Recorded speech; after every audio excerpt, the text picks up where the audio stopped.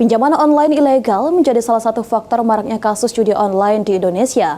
Bahkan hingga 31 Mei 2025, Pusat Penanganan Penipuan Transaksi Keuangan OJK telah memblokir 49.316 rekening penipuan pinjaman online ilegal.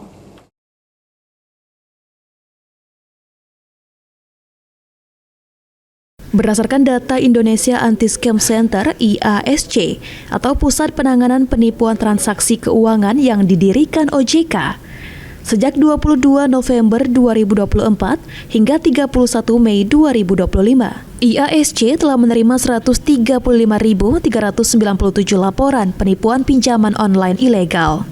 Bahkan telah melakukan pemblokiran sebanyak 47.891 rekening terkait penipuan. Dengan total dana yang diblokir mencapai 163 miliar. Dari total kerugian yang dilaporkan korban mencapai 2,6 triliun secara nasional.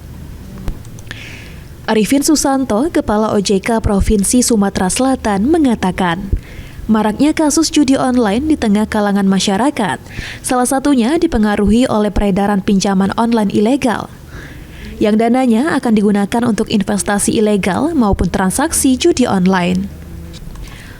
Meski kasus judi online mulai mengalami penurunan, pihaknya akan terus melakukan pemberantasan terhadap transaksi pinjaman online ilegal melalui pemblokiran agar tidak berdampak pada meningkatnya jumlah kasus investasi ilegal dan kasus judi online.